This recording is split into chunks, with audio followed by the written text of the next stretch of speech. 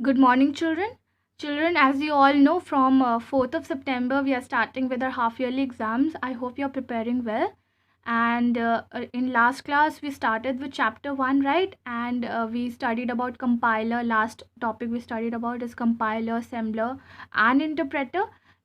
How we can change a human language to a computer language so that the computer can interpret your instruction. Whatever you are instructing the computer to do, it can understand what you want it to do, right? So that was compiler, interpreter, and assembler. Now we will move on to next topic. Let's see what that it is. Okay.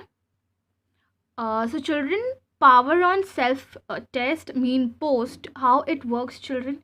The thing is, whenever you are starting your computer, okay, so what is the need of post? Post will ensure that all the hardware components like RAM, okay, and all the disk drives and keyboard, peripherals that are attached to your computer are working properly, are functioning properly, then only your computer will work. But if it finds any problem in all these things, that see, if your keyboard is not attached properly, okay, or the RAM is not working properly, then what you will hear some beeping sound, and this kind of message will be displayed on the monitor, okay, and it will tell you where that problem lies. Like, if your computer is not attached properly, it will show it is not detecting it, okay, like that. But if it does, if everything is perfectly fine, your RAM is fine, okay, your peripherals are fine, then what will happen? It will pass the control to the bootstrap loader.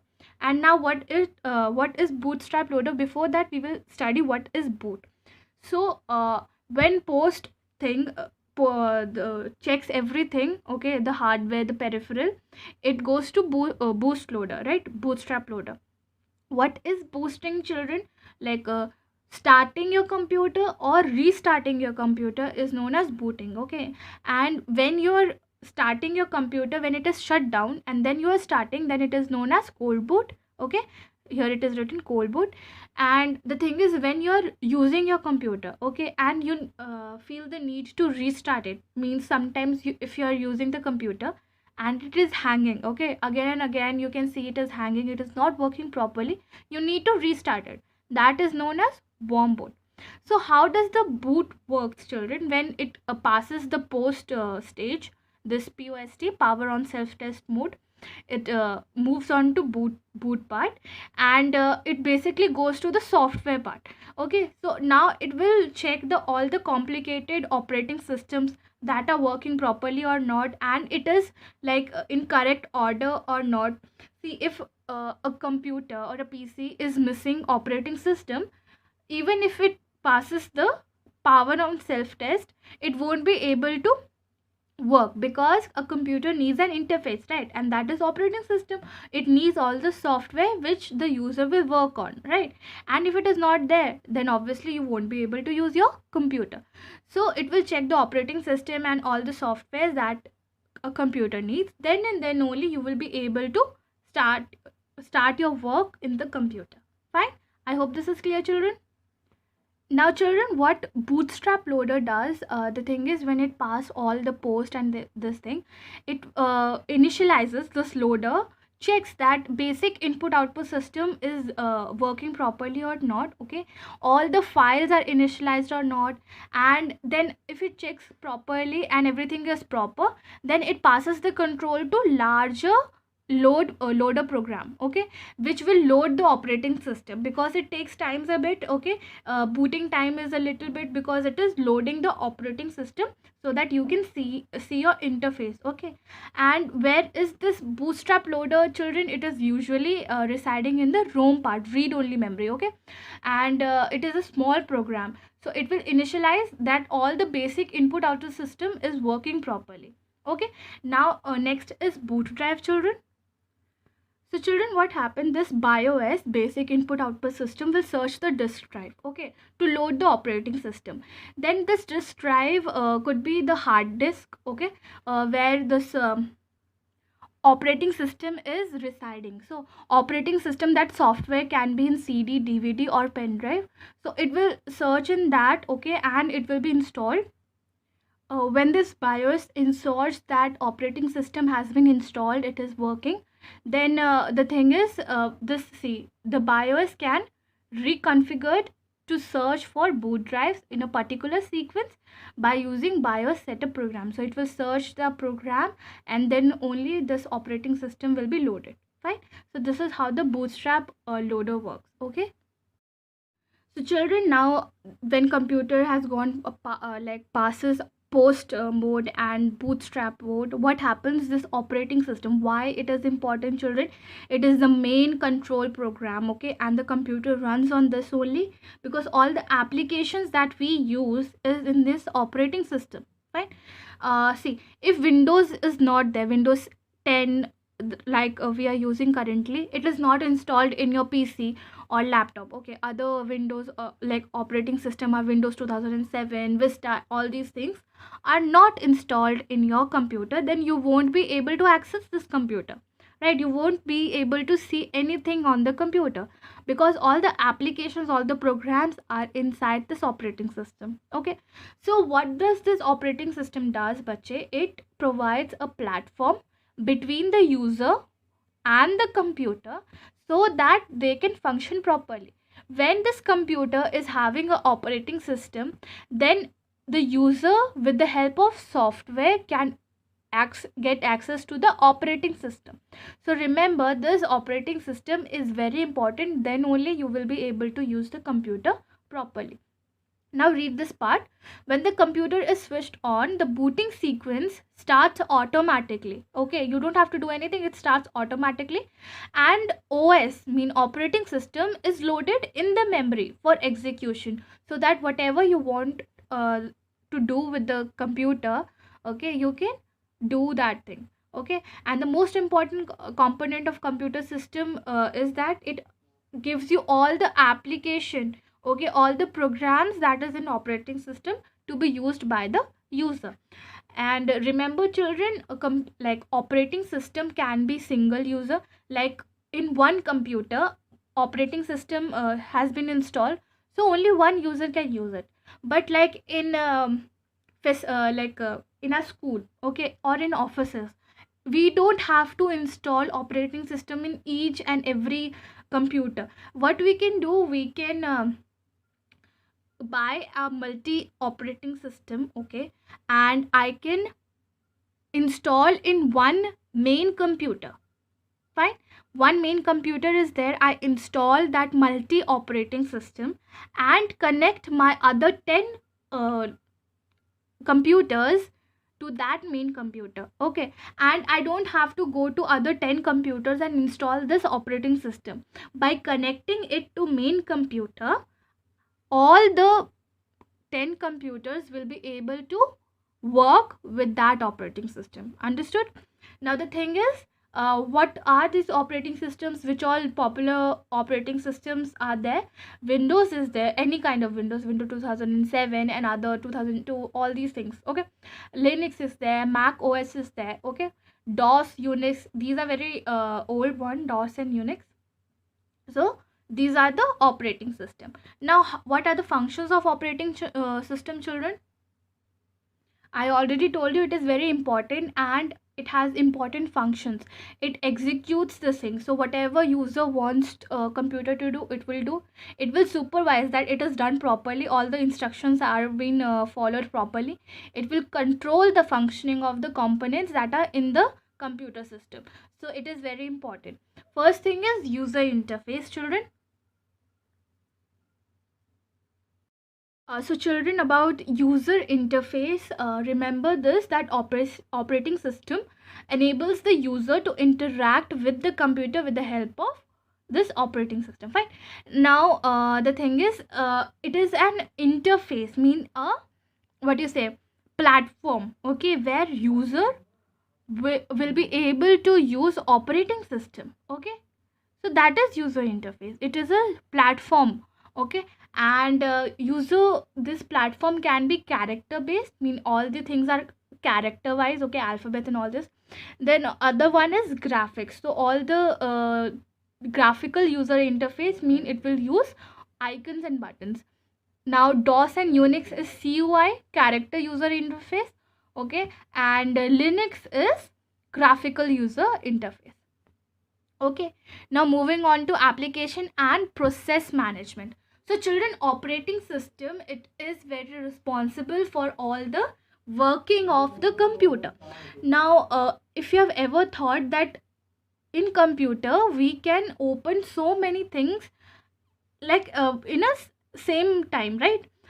Right now my PDF is open, okay, and I can open my VLC also, I can play a video also, and even I can play music, okay, and I can open other applications like Word or any other applications I can open.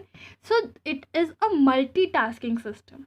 So have you ever thought that how computer manages all these things, that this time should be given to this, okay, and this space should be given? It is all done by operating system. See here, it is written here, the operating system is responsible for allocating resources. And what type of resources are there? Like memory. So to buffer something or to open something, some memory is needed. See children, for simple example is like your mobile phones. Okay, now the thing is, whenever you open any file or any application, it takes a certain amount of time, right? Why do you think sometimes a app opens quickly and other apps don't open that fast, right? Why? Because it depends upon the loading time. If the application is heavy, mean of what do you say, the storage area is more, okay, like one app is of just 1.7 MB, okay, and another app is for 3 MB. So obviously the app which is having 3 MB will take a little more time to load, because all the contents of that app is heavier than 1.7 MB. So this operating system, it allocates all the memory space, okay, and the buffering time also. So this is how it keeps the record of all the active processes that we are working on, okay, and it will execute them according to the priorities. So there are all the priorities are set, okay, and whenever there is a free space, it will allocate that time space to that particular activity. So this is how operating system manages the process, and it is very seamless, so you don't understand, because it is in a microseconds, nanoseconds, you don't understand all this working behind the computer, but the computer is working very diligently, so that your experience with working with computer is smooth. Fine. Children, remember one more thing also, that in multi-user system, okay, when we are using multi operating system, no, then this operating system also ensures that only users with the authorized permission are allowed to certain applications, okay. Certain amount of like applications are what you say, secured for all those people who are authorized to use it. So it ensures that also, it ensures security also for you. So children, operating system also gives you database service also, okay. It will create, manage, and all the query that is involved in database, it manages that also. It also manages the devices, all the input and output devices that are attached to it, okay, all the peripheral devices that are attached to it. The operating system is responsible for providing the central management for all these devices. Fine. So it will keep the track of all the devices that are attached to it, okay, and their status also, and their location of the drive software also. It will keep the track of all these things. Now next, what it does is file management services. And how it does, children, like if the user want to create, copy, or delete, or rename files, it allows you to do it. You can do it seamlessly, okay, without any effort you can do.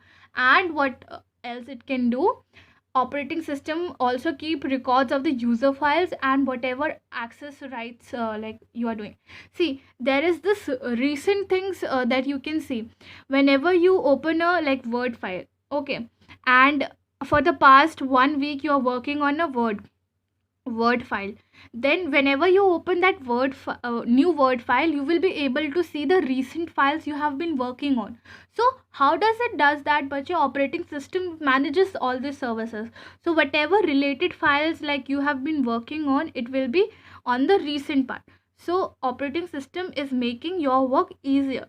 Okay. Next is print services. So operating system also allows us to take out the printouts. Okay.